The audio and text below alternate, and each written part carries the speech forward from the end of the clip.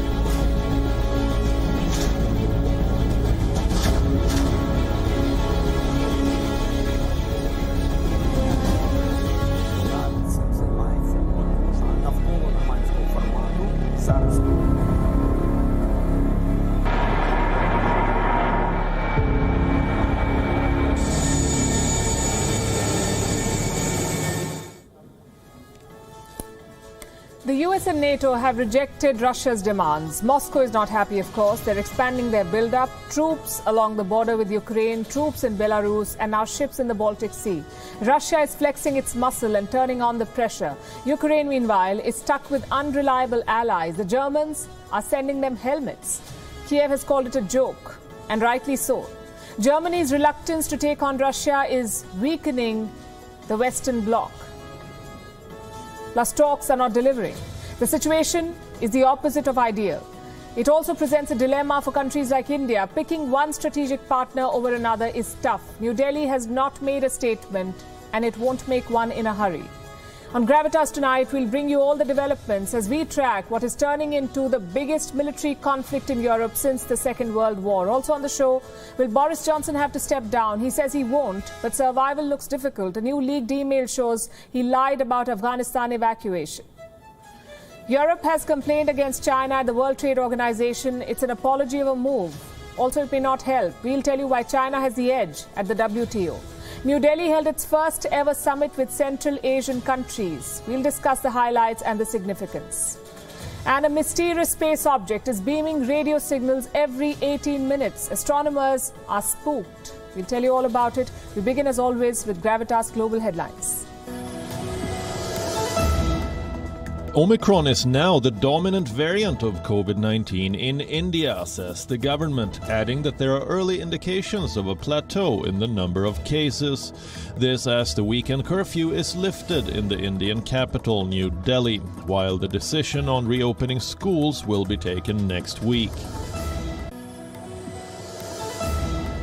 In its sixth weapons test this month, North Korea fires 2 short-range ballistic missiles into the sea, said South Korea and Japan. Pyongyang has stepped up its weapons testing to defend itself against what it claims is a hostile United States. The Chinese PLA hands over the 17-year-old Indian teen who went missing from near the line of actual control on January 18th. The Union Law Minister Kiren Rijiju confirmed the same, saying that due procedures are being followed, including a medical examination. Brent oil prices surpass $90 per barrel. This is the highest level for more than 7 years. This has been attributed to the rising geopolitical tensions in Ukraine and supply concerns in the Middle East. Jordanian troops killed 27 suspected smugglers attempting to enter the country from neighboring Syria. The army website said it thwarted several attempts to smuggle drugs from Syria. The army also found huge quantities of drugs hidden in Syrian trucks passing through Jordan's main border. Prince Andrew has formally denied allegations that he sexually abused Virginia Giuffre. He has demanded a jury trial in her civil lawsuit. Giuffre alleges that the late financier Jeffrey Epstein trafficked her along with his friends, including Prince Andrew. India's Tata Group takes control of the national carrier Air India, finalizing a $2.4 billion deal to regain ownership of the airline after nearly 70 years. Very happy to have Air India back in the Tata Group. The handover ceremony took place in the Indian capital, New Delhi, attended by senior ministers of the government and the chairman of the Tata Group. A magnitude 6.2 earthquake recorded off the coast of Tonga almost 2 weeks after the Pacific nation was devastated by a volcanic eruption and tsunami. There have been no reports of damage, but communications between Tonga and the world is limited since the eruption. World number 1 Ashley Barty will face American Danielle Collins in the final of the Australian Open. Barty became the first Australian in 42 years to reach the women's singles final at Melbourne Park with a comprehensive win over Madison Keys. Meanwhile, 27th seed Collins upset 2020 French Open champion Iga Świątek to reach her maiden Grand Slam final. Los Angeles Lakers legend Kobe Bryant and his daughter Gianna were celebrated with a bronze statue placed at the crash site on the 2-year anniversary of the helicopter collision that killed 9 people. Sculptor Dan Medina created a 160-pound bronze statue and deposited it at the location of the crash in Calabasas, California.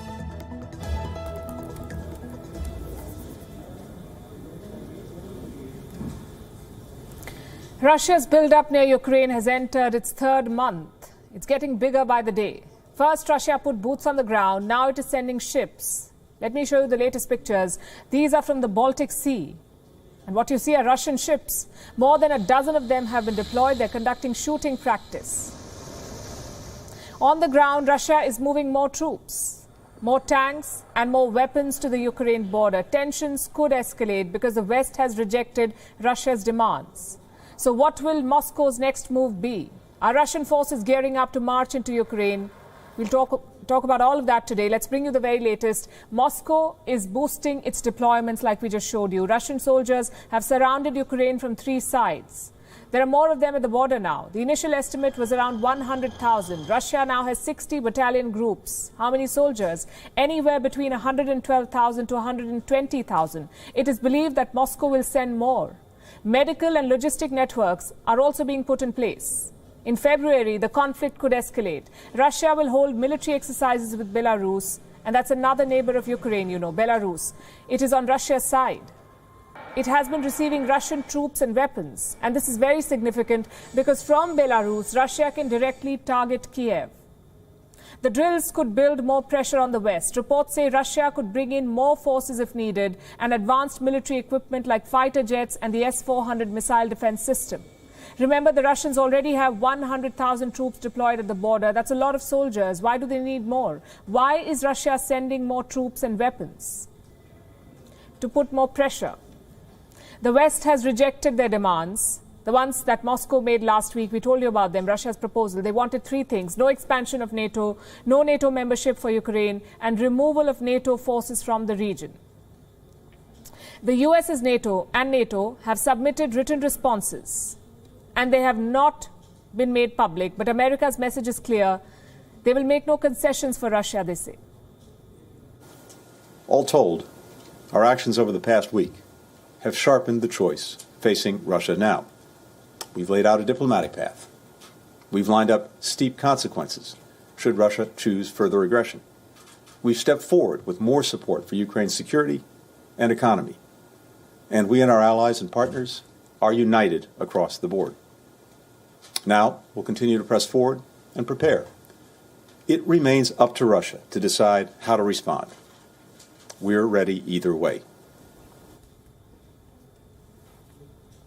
We are ready either way, he says. That's the message from Washington, D.C. What about Brussels? NATO wants to talk to Moscow. Secretary General Jens Stoltenberg believes there is a diplomatic way out of this crisis.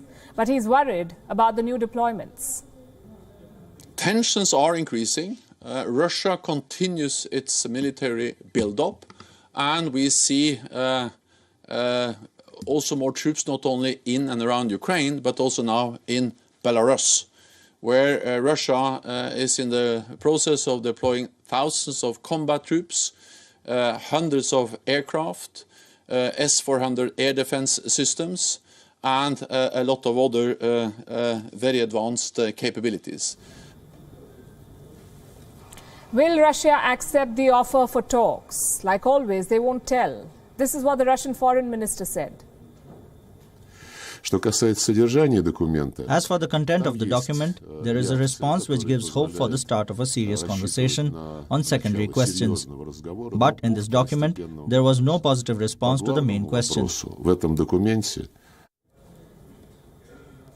The decision rests squarely on Vladimir Putin. Top Russian officials will submit their proposals to their president. Moscow has promised a swift response. So the question is, will Putin order his troops to move in or not?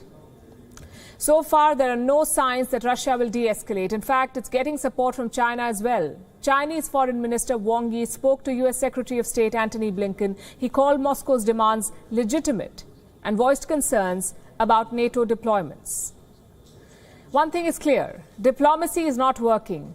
Even Europe's attempts are failing. Yesterday, we told you about France and Germany playing mediators. Paris hosted a dialogue between Russian and Ukrainian diplomats. The meeting lasted 8 hours. No breakthrough. All sides agreed to meet again in Berlin in 2 weeks. Kiev, though, is not losing hope. The positive signal is that all sides declared their readiness to work on the settlement of these disagreements. It's an important and positive signal as well. Of course, I won't be honest if I said that we didn't all want faster and bigger results. And of course, there is nothing bigger than the desire of the Ukrainian people to stop the war, to bring back our territories and our people. So here is how things stand. Russia is expanding troops. The United States and NATO won't make concessions. China is supporting Russian deployments. And Europe seems to be out of moves. To be honest, the European Union is proving to be the Achilles heel for the West. And Ukraine is blaming one country for this weak response. That country is Germany. Everyone else is sending them some kind of help, sending the Ukrainians some kind of help. Britain is sending anti-tank artillery. America is sending guns and ammunition. Denmark is sending fighter jets and frigates. Guess what Germany is sending? Helmets. Europe's richest country, the continent's de facto leader, is sending helmets. 5,000 of them to protect Ukrainian soldiers. From what? Falling branches? Russia is not preparing to fling stones at Ukraine. They have brought rocket launchers and fighter jets. It's like holding an umbrella near a volcano. Ukraine does not need helmets. They need cutting-edge weaponry. Most of Germany's allies are sending such weapons. So why is Berlin hesitant? That's what the mayor of Kiev is asking. He has called the offer of helmets a joke. Listen to this. This is what he said. We are dealing with a highly equipped Russian army that could start further invading Ukraine at any moment. 5,000 helmets are an absolute joke. What will Germany send next? Pillows? For the folks in Berlin, that was a taunt. Sending pillows to Ukraine is not an option. But jokes aside, why is Germany not going all in? Well, we can think of three reasons. Number one, the economic partnership with Russia. It's an important one for Germany. Their exports are worth $27 billion and their imports are worth $18 billion. So the trade balance is in Germany's favor. Most of this trade is energy. Russian gas. Out of Germany's total gas imports, Russia makes up 50 to 75%. In other words, Germany is dependent on Russian energy. And if that supply is shut, Germany could face a gas crunch. In fact, this dependence could grow further in the coming years. We've already told you about the Nord Stream 2 pipeline. It's an $11 billion project. Right now, Russian gas reaches Germany through Ukraine, and Ukraine pockets $2 billion in transit fees. But Nord Stream 2 does not go through Ukraine. It goes through the Baltic Sea. No transit fees means cheaper gas. Reports say this pipeline could heat 26 million homes in Germany, so Berlin does not want to push Russia too hard. Then again, Angela Merkel never had such reservations. She wasn't as hawkish as the Americans, but she led the way in 2014 when Russia annexed Crimea. Merkel pushed the European Union to impose tough sanctions. Why is her successor getting cold feet? That's reason number two, a new and divided alliance in Berlin. Vladimir Putin has been leading Russia for 20 years. Emmanuel Macron has been the president of France since 2017. Joe Biden was vice president for 8 years, but Germany has a new and cautious chancellor. Olaf Scholz has 7 weeks of experience. That's all, 7 weeks. He leads a coalition of 3 parties, the Social Democrats, the Greens, and the Free Democrats. All 3 have a different take on Russia. The Social Democrats prefer reaching out to Russia. The Greens are critical of Moscow, but they don't approve of weapons and violence. And the Free Democrats are pro-business, so they would like cheaper Russian gas. Imagine being the chancellor of this coalition. Maybe a veteran like Merkel could have had her way.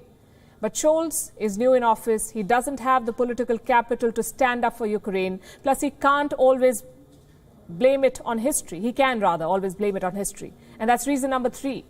Germany says it has spilled enough blood. What are they talking about? World War II.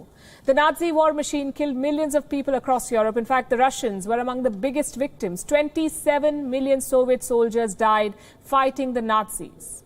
15 million were Russians.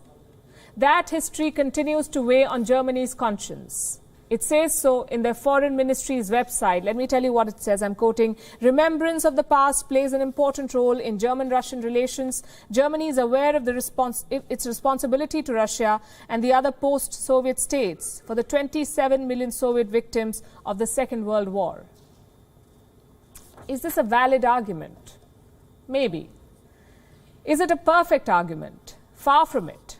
You see, like Russia, Ukraine is also a post-Soviet state. Plus, it was occupied by Nazi Germany for 3 years. So historic responsibility cannot be selective. If it applies to Russia, it must apply to Ukraine, something that their ambassador to Germany did point out. Man ist stolz darauf, dass man diese Germany is proud that it has confronted its dark past, and indeed a lot has happened. We can see and honor that. But especially, Ukraine is not present on the map of remembrance up to this day. That's why their argument is met with outrage in Ukraine. And the last thing the Germans should do is refer to their past history of World War II in order to not help us in our situation today. As for spilling blood, let me say this. Last year, Germany exported weapons worth 9 billion euros. Their top buyer was Egypt, a country notorious for trampling human rights and war crimes. So history alone cannot be an excuse for Germany. The fact is, their policy does have a Russian tilt, not just among politicians, but also among the armed forces. Remember, we told you about the German Navy chief's hot mic moment this week in New Delhi. He said Vladimir Putin deserves respect. He said Ukraine would never get Crimea back. You can't explain this tilt in black and white. It's a result of many factors. The dependence on Russian gas, the guilt of having massacred Russian soldiers 70 years back, the legacy of East Germany, a state controlled by the Soviet Union. All of these factors play on German minds. A strong leader could have broken through, maybe challenged history, or risk cutting off Russian energy imports. But Olaf Scholz is not that leader. So we now know where Germany stands. We know where America, Britain and European nations stand. But what about India? Where does India stand on this conflict? So far, India has not issued any official statement on the crisis. It has neither sided with the West nor with Russia. Both sides are strategically important for New Delhi. So this crisis is a dilemma for India. But what explains New Delhi's silence? Has India been kept out of the loop? Or is New Delhi walking the tightrope with extra caution? Here's a report. India has not been kept out of loop. On the 19th of January, U.S. Deputy Secretary of State Wendy Sherman called up India's Foreign Secretary, Dr. Harsh Vardhan Shringla. The two discussed the current situation. It's been 8 days, but Delhi has not yet issued an official statement. This silence explains India's dilemma. For India, this is not a Russia versus Ukraine conflict. It is Russia versus the West. Or Russia versus the United States, plus the European Union. Both the sides have immense strategic importance for India. Nearly 60% of India's military supplies come from Russia. Jeopardizing ties with Russia is not an option, especially at a time when the Chinese are breathing down New Delhi's neck. Siding with Russia is not an option either. First, because India cannot support a coercive military occupation, especially when it is fighting Chinese expansion itself. Second, siding with Russia would mean jeopardizing ties with the West. India cannot afford that. The West is a comprehensive partner. The US and India, for example, share common democratic values. The European Union is India's third largest trading partner. So it's a dilemma, but not the kind India has not tackled before. In 2014, Russia had annexed Crimea. The West had united against the Kremlin, and India was expected to react. New Delhi did react, but in a very calculated and cautious way. New Delhi expressed concern over the annexation, but abstained from voting in the UNGA resolution against Russia. India remained neutral. In 2008, Abkhazia and South Ossetia broke away from Georgia. This was a result of a military conflict between Russia and Georgia. India did not recognize either Abkhazia or South Ossetia as independent countries. India remained neutral. Similarly, India did not recognize Kosovo when it declared independence in 2008. Washington stood by Kosovo after it broke away from Serbia, but India stayed neutral.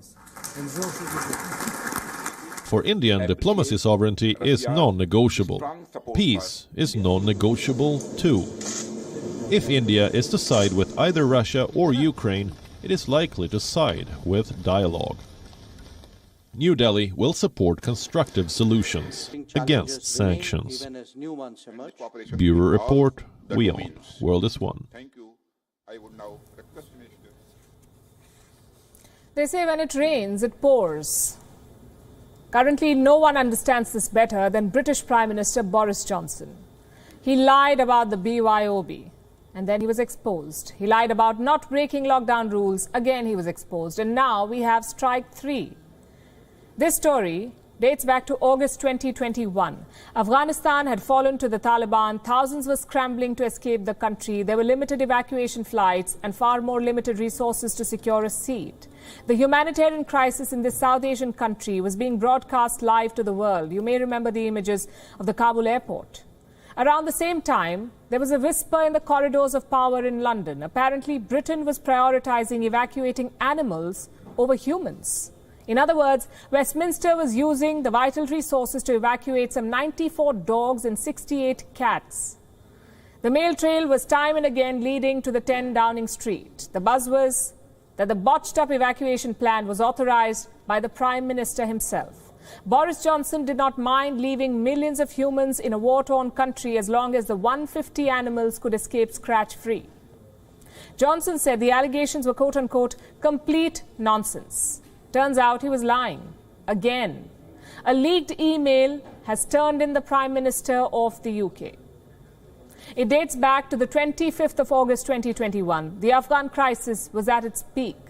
An email was sent from the British Foreign Office, clearly stating that the Prime Minister had authorized the evacuation of the staff and the animals of a British charity. The charity in question was Nawzad. It is run by an ex-Royal Marine called Pen Farthing. What was he doing in Afghanistan? Pen Farthing and Nawzad were operating an animal clinic, a dog and cat shelter, and a donkey sanctuary. When the Taliban took over, the charity's staff found themselves in danger. Being linked to a foreign organization meant becoming the Taliban's prime target. Valid concerns. The charity said their animals could be at risk too. Now, there was no proof to back this claim. Regardless, the ex-Royal Marine was airlifted along with 150 animals. The British government sponsored the clearance for the chartered plane. The BBC reports that an ally of Mr. Farthing got in touch with the Prime Minister's wife to lobby for this case. So that explains the Foreign Office email. Now, what this leaked email has done is underline that the British Prime Minister has been repeatedly misleading his voters. And the timing of this leak could not have been worse for Johnson, of course. He's been caught partying during the lockdown. We have been giving you details of the Partygate. Johnson's parties are currently being investigated by the London Metropolitan Police, and there is a call for him to resign. Many voters want him to step down, as do some of Johnson's own party members. But the Prime Minister has repeatedly refused to let go of his office. The latest refusal came just yesterday. Johnson was grilled by the Parliament, and then he was asked if he was going to step down. I want you to listen to his answer. Speaker, I only wanted to add the point that we've taken the tough decisions, we've got the big calls right, and and in particular I, am getting on with the job. So can he do that? Can the Prime Minister really cling on to his office? Well, he can't. Boris Johnson will have to go if his party decides that he needs to go. Tory rules are very clear. MPs will have to write letters of no confidence, and 54 such letters will force a vote. Reports said senior backbenchers are already planning to move as a collective force. These are the quote-unquote white middle-aged Tories whose morals Johnson appears to have offended. These men are waiting for the report from civil servant Sue Gray. She's currently investigating the Partygate. Her findings are expected to be out any time this week. Reports also say that some of Johnson's own ministers have expressed serious concerns about his leadership in private. So what's in store for Boris Johnson? For now, he's swearing by the policy of wait and watch. He wants critics to hold off till the Sue Gray report is published. For all you know, we'll be discussing its findings tomorrow. Tonight, we can tell you the British Prime Minister has been caught lying thrice. In baseball, 3 strikes is an out. Johnson can only hope he is an exception. Across the English Channel, the European Union is going to court. Their client is Lithuania and their target is China. But what's the lawsuit about? Unfair trade practices against Lithuania. We told you about this yesterday. China is blocking Lithuanian goods at their border. Last month, exports dropped around 91%. What's worse, China is threatening European companies to cut their ties with Lithuania. Weeks later, the EU has finally woken up. They have suddenly remembered that Lithuania is a member of their bloc. So how are they responding? By filing a case at the World Trade Organization. These measures are a threat to the integrity of the EU single market. They affect the intra-EU trade and EU supply chains, and they have a negative effect on EU industry. This is why we are stepping forward to defend EU's rights. Today we are bringing the case to the WTO. Sounds heroic, doesn't it? The brave EU standing up for tiny Lithuania. But approaching the WTO was the bare minimum. You could even call it a publicity stunt because Brussels is not 100% committed to this lawsuit. Their preferred option is a compromise. Listen to this. Certainly there can be diplomatic solution, and also from the EU side we are facilitating and trying to resolve this dispute amicably. What we are responding here is the coercive trade practices applied by China. So those are two parallel tracks. What diplomatic solution is he talking about? What we told you yesterday, renaming Taiwan's office in Lithuania. In other words, doing exactly what China wants. Approaching the World Trade Organization is just a face saver to deflect criticism, to show the world they're doing something. But let me tell you something about the WTO. It's the perfect example of justice delayed is justice denied. Investigations months, there are arguments, counter-arguments, delays, protocols. Most cases are resolved after years. In fact, the WTO accepts this. Here's what their own website says. If a case runs its full course to a first ruling, it should not normally take more than about a year, 15 months if the case is appealed. We are talking about two of the richest groups in the world, the European Union and China. They have unlimited resources, unlimited legal expertise. If China wants, they can drag this dispute for years. And what happens in the meantime?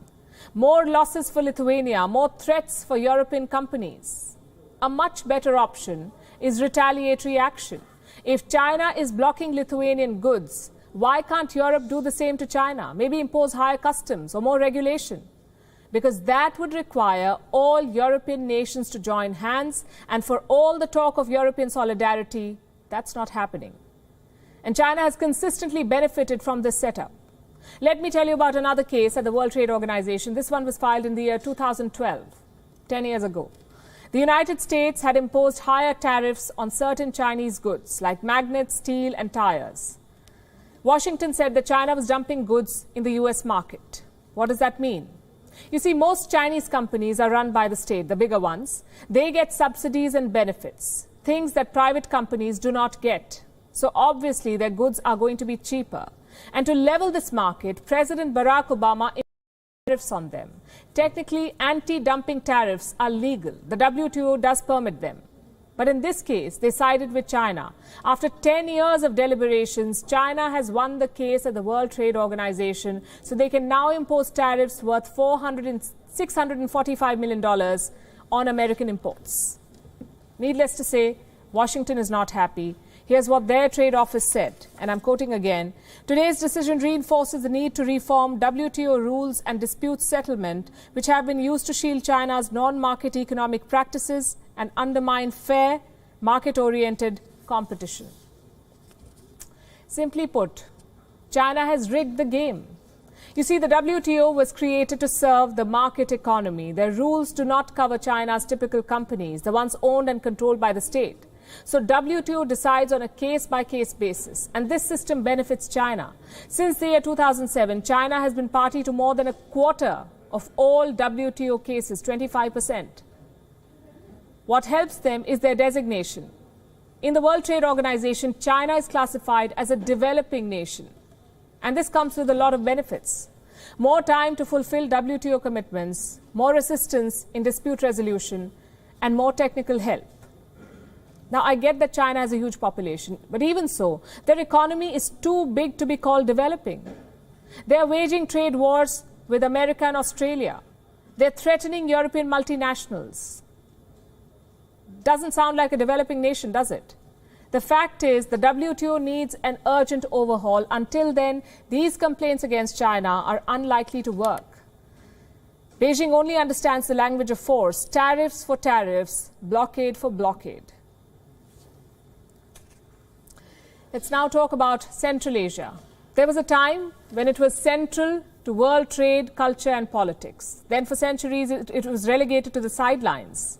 Now it's back in focus. This is a region that has been Russia's traditional sphere of influence, home to American investments and troops, part of China's designs to revive the Silk Route, and now a strategic partner of India. New Delhi held its first summit with the 5 Central Asian countries. Our next report brings you the highlights and the significance. For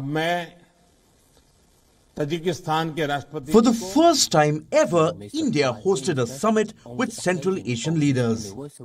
The purpose was clear. India's Prime Minister Narendra Modi defined it himself. Afghanistan के घटनाक्रम से हम सभी चिंतित हैं. इस संदर्भ में भी हमारा आपसी सहयोग क्षेत्रीय सुरक्षा और स्थिरता के लिए और महत्वपूर्ण हो गया है. Tensions in Afghanistan necessitated this summit. India and Central Asia have enjoyed diplomatic ties for 30 years now. But it's time to redefine this partnership. India wants a deeper relationship with Central Asia. We're talking about these countries: Kazakhstan, Kyrgyzstan, Tajikistan, Turkmenistan and Uzbekistan. Thursday's summit had 3 clear goals: expand mutual cooperation for regional security, create a structure for cooperation, and prepare an ambitious roadmap for the future. Both sides have laid a foundation for future engagement. India and Central Asia will now hold a summit every 2 years. The next one is scheduled for 2024. But ministers for foreign affairs, trade and culture will hold talks every year. What does India hope to achieve? Deeper ties with Central Asia will ensure influence for India in Afghanistan. Central Asian countries can provide a channel to the Taliban regime. New Delhi also wants to increase its footprint in the region. Several major connectivity and trade proposals are in the pipeline. This includes the international North-South Transport Corridor as well as a natural gas pipeline project. Central Asian countries are also interested in the Chabahar port. The port is being expanded with Indian assistance in Iran. It can open a gateway to Europe via Central Asia. China is wary of India's moves. Fearing it would be left behind, Beijing held a summit of its own. 2 days ago, Xi Jinping met Central Asian leaders virtually. Once again, China whipped out its checkbook. It offered $500 million in assistance to Central Asia. There is also a proposal to expand trade. By 2030, China wants to increase trade with Central Asia to $7 billion. Central Asia is welcoming India with open arms. But to build real influence in the region, New Delhi will have to compete with Beijing and make sure its voice gets heard. Bureau Report, WION World is One.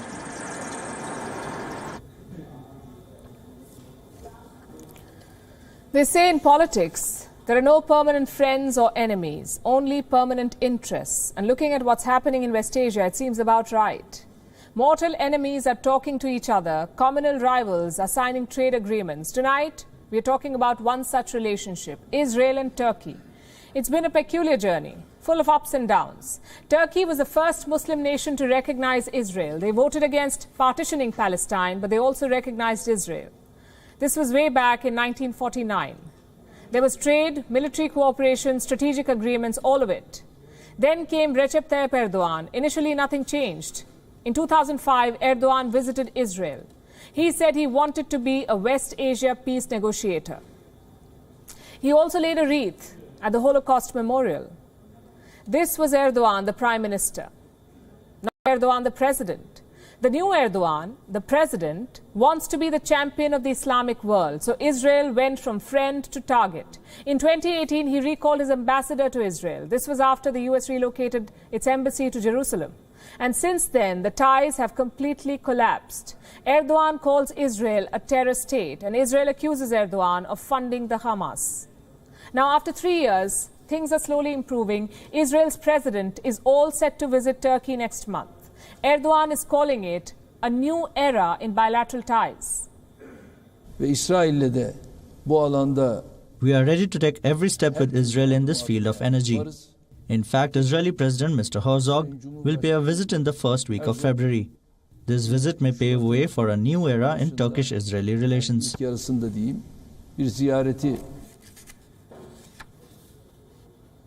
You can understand why Israel accepted this invitation. A Muslim nation hosting their president, it's too big to reject. But what's up with Erdogan? Why is he softening his stance?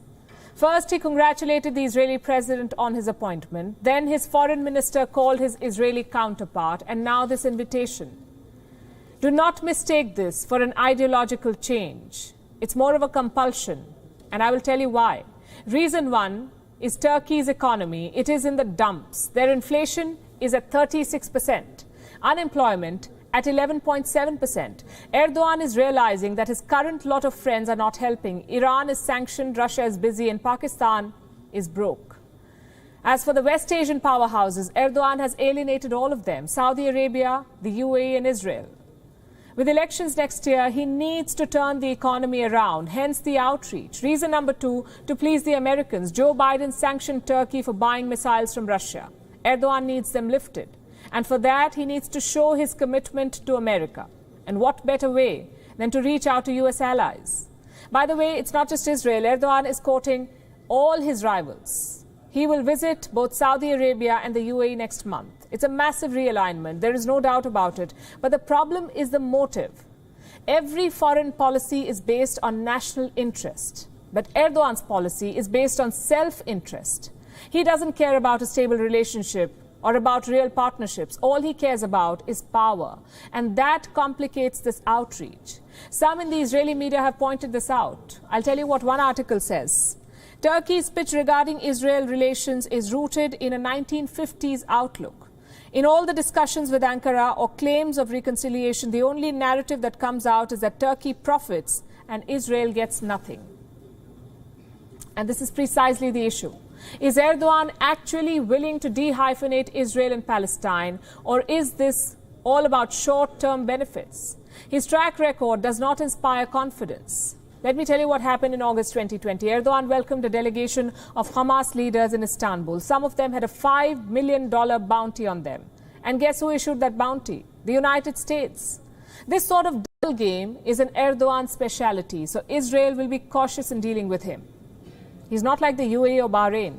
In those cases, there was clarity. They needed Israeli tech and money. Israel needed their recognition. Clear equation. But with Turkey, Israel already has recognition. So they need to ask themselves, what's in it for them? And now we'll talk about a space mystery that has left astronomers baffled. In 2018, a doctoral student in Australia spotted something unusual. It was an unidentified object in space. It was spinning and releasing giant bursts of energy, just like a lighthouse. This object beams radio signals every 18 minutes. 4 years have passed. No one can figure out what this object is. What are the experts saying about this space mystery? Our next report tells you. Something spooky is happening in space. Astronomers have chanced upon a new celestial object. They haven't seen anything like this before. It is 4,000 light years away. It spins and beams out radiation 3 times per hour. At that moment, this celestial object becomes the brightest source for radio waves, just like a lighthouse. Then it switches off. and comes alive again 18 minutes later. What is this object exactly? Nobody can say for sure. Astronomers have some ideas though. It could be a neutron star or a white dwarf star with a very powerful magnetic field. A group of scientists have written about the object in the journal Nature. They suggest it could be an ultra-long magnetron. And closer than most people think, the object is within our galaxy, the Milky Way. The discovery has sparked curiosity. Researchers are closely tracking the object for more clues and searching the space to see if there are more such objects. The universe is filled with mysteries. We've just found the latest one. Bureau Report, WION, World is One.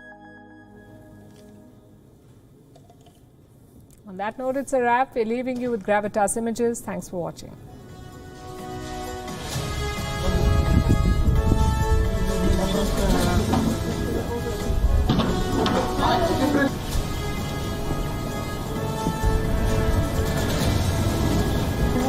Mama!